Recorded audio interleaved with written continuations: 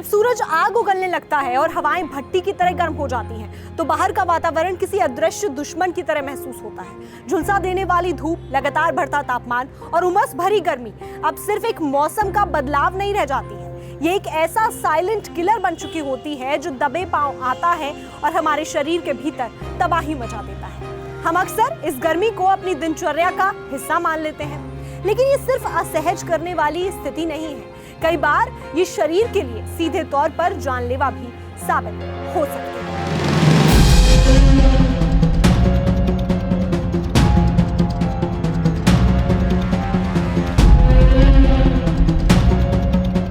नमस्कार, मैं हूं श्रुतिका और आप देख रहे हैं हेल्थ चेक। आज बात हीट स्ट्रोक की, क्योंकि हर साल बढ़ती गर्मी के साथ इसके मामले भी तेजी से बढ़ रहे हैं और सबसे बड़ी चिंता ये है कि लोग अब भी इसके खतरे को गंभीरता से नहीं लेते। दरअसल हमारा शरीर हमेशा अपने तापमान को नियंत्रित रखने की कोशिश करता है। सामान्य तौर पर शरीर का तापमान लगभग 98.6 डिग्री फ़ारेनहाइट रहता है। जब बाहर बहुत गर्मी होती है तो शरीर खुद को ठंडा रखने के लिए पसीना निकालता है और त्वचा तक ज्यादा रक्त पहुंचाता है ताकि शरीर की अंदरूनी गर्मी बाहर निकल सके। लेकिन जब कोई व्यक्ति लंबे समय तक तेज धूप और गर्म वातावरण में रहता है, पर्याप्त पानी नहीं पीता या लगातार शारीरिक मेहनत करता रहता है, तब शरीर की ये प्राकृतिक कूलिंग सिस्टम धीरे धीरे फेल होने लगती है। इसी स्थिति को हीट स्ट्रोक कहा जाता है। इसमें शरीर का तापमान तेजी से 103, 104 या कई बार 106 डिग्री फ़ारेनहाइट तक पहुंच सकता है। सबसे खतरनाक बात यह है कि यह स्थिति बहुत तेजी से विकसित हो सकती है और अगर समय पर इलाज ना मिले तो ये दिमाग, दिल, किडनी और शरीर के दूसरे अंगों को स्थायी नुकसान पहुंचा सकती है। गंभीर मामलों में व्यक्ति की मौत भी हो सकती है। हीट स्ट्रोक को पहचानना बहुत जरूरी है, क्योंकि कई बार कुछ मिनटों की देरी भी खतरनाक साबित हो सकती है। इसके लक्षणों में सबसे पहले शरीर का अत्यधिक गर्म हो जाना शामिल है। व्यक्ति की त्वचा गर्म और सूखी हो सकती है, क्योंकि कई मामलों में शरीर पसीना निकालना बंद कर देता है। इसके अलावा तेज दिल की धड़कन, तेज और उथली सांसें, चक्कर आना, संतुलन बिगड़ना, भ्रम की स्थिति, लड़खड़ाकर बोलना और बेहोशी जैसे लक्षण दिखाई दे सकते हैं। कई बार व्यक्ति को दौरे भी पड़ सकते हैं। अगर किसी व्यक्ति में ऐसे लक्षण दिखाई दे तो इसे सामान्य कमजोरी समझने की गलती बिल्कुल नहीं करनी चाहिए। ये मेडिकल इमरजेंसी है और तुरंत डॉक्टर या इमरजेंसी मेडिकल सहायता की जरूरत होती है। बाहर का एनवायरमेंटल टेम्परेचर वो 47 से 50 डिग्रीज के बीच में चल ही रहा है और हर साल गर्मियों की ये टाइम बहुत इंपॉर्टेंट रहता है। इंपॉर्टेंट क्यों है कि बॉडी का जो थर्मोस्टेट रेगुलेशन है उसकी भी एक लिमिट है। उसके बियॉन्ड अगर हीट एक्सपोजर होता है तो शरीर से पानी और नमक का लॉस हो जाता है। अब पानी और नमक की लॉस की वजह से फिर इनिशियल सिम्टम्स होते हैं हीट एग्जॉशन की, जैसे सिर में दर्द हो जाना, मांसपेशियों में क्रैम्प्स आ जाना, नौशिया का मन करना और थोड़ा थकान महसूस होना। पर किसी को अगर बहुत ज्यादा हीट एक्सपोजर हो गया तो उसके बाद में उसको हो जाता है हीट स्ट्रोक। तो हीट स्ट्रोक एक सीवियर मेडिकल प्रॉब्लम है जिसमें बॉडी का जो टेम्परेचर रेगुलेशन सिस्टम है, जो थर्मोस्टेट है, वही खराब हो जाता है। साधारणतः जब बॉडी का टेम्परेचर बढ़ता है तो शरीर को पसीना ज्यादा आता है, उससे ज्यादा गर्मी निकल जाती है। लेकिन हीट स्ट्रोक में उल्टा होता है कि बॉडी का टेम्परेचर बढ़ रहा है लेकिन स्किन ड्राई रहती है, क्योंकि बॉडी का थर्मोस्टेट मैकेनिज्म खराब हो गया है।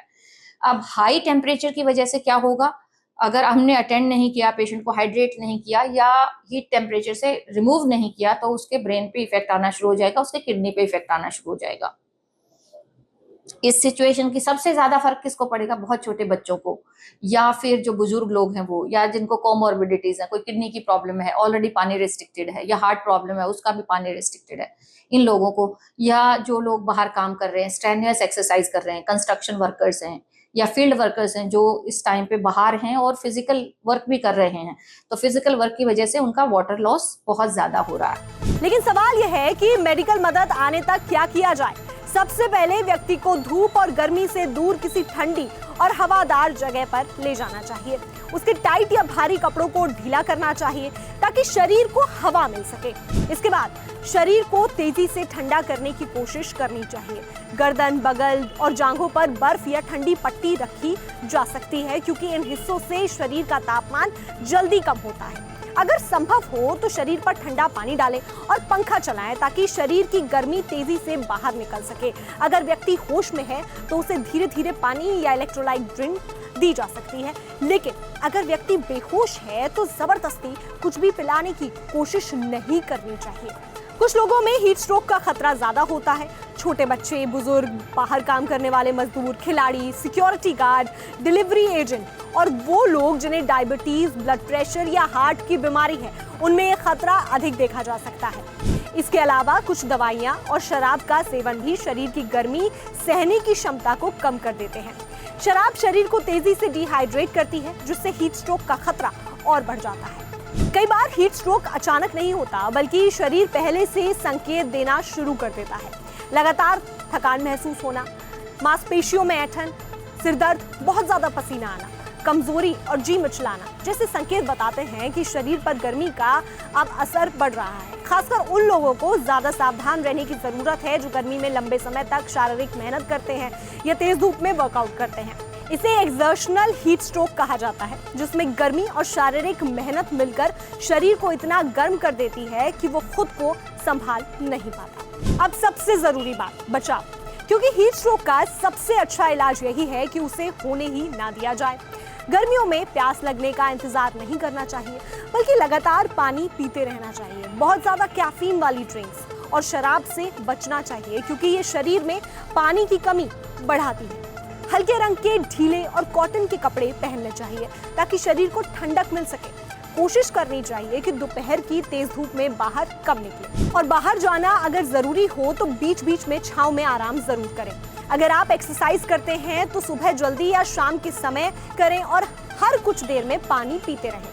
रात में भी शरीर को आराम देना जरूरी है, क्योंकि कई बार दिन की गर्मी रात तक बनी रहती है। ऐसे में ठंडे पानी से नहाना, कमरे में पंखा या हवा का इंतजाम रखना और शरीर को रिकवर होने का समय देना बहुत जरूरी है। प्रिकॉशंस हम क्या लें? पहली बात तो ये है कि भाई बहुत जरूरी ना हो तो इस टाइम 10 बजे से लेके 5 बजे तक बाहर ना निकलें, और स्पेशली जो मैंने वल्नरेबल ग्रुप्स बताए हैं वो तो बिल्कुल ना निकलें।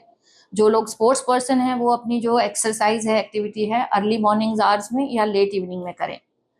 जो फिजिकली लेबर कर रहे हैं इस टाइम पे उनको फ्रीक्वेंट ब्रेक्स लेने चाहिए, शेड्स में बैठना चाहिए और हाइड्रेशन का खास ख्याल रखना चाहिए। अब हाइड्रेशन की अगर हम बात करें तो पानी है, नींबू पानी है, नारियल पानी है, छाछ है, ORS है, ये बेस्ट है। कई बार लोग सोचते हैं चाय कॉफी पी के हाइड्रेशन ठीक होगी, नहीं, ये डायूरेटिक है और इससे आपका पानी की मात्रा और ज्यादा कम हो जाएगी शरीर से। फिर कपड़े बहुत इंपॉर्टेंट हैं कि आप नेचुरल फैब्रिक पहने, कॉटन पहने, हल्के रंग के कपड़े पहने, लूज कपड़े पहने, ताकि जो ब्रीदेबल हो, जिससे पसीना निकल सके, जिसमें हवा लग सके और बॉडी का टेम्परेचर बहुत ज्यादा हीटेड ना हो। और जब भी मौसम बदलता है तो जो लोग जिनको लंग्स की, हार्ट की या किडनी की प्रॉब्लम है वो अपने डॉक्टर से अपनी रूटीन चेकअप जरूर करवाएं और अपनी दवाइयों को कम या ज्यादा करवाएं, क्योंकि कभी कभी आपको डायूरेटिक कम करना पड़ता है, कभी बढ़ाना पड़ता है, कुछ बीपी की दवाइयों को भी एडजस्ट करना पड़ता है। गर्मी सिर्फ मौसम नहीं है, ये शरीर के लिए एक चुनौती भी है। लेकिन अगर हम शरीर के संकेतों को समय पर समझ लें और थोड़ी सावधानी बरतें तो हीट स्ट्रोक जैसी खतरनाक स्थिति से बचा जा सकता है।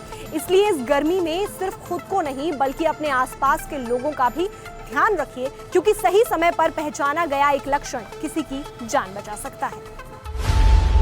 खबरों की रणभूमि में यहाँ शोर नहीं, सोच लड़ती है। जहां शब्द नहीं, फैक्ट्स वार करते हैं और हर सवाल खोलता है सच की नई परत।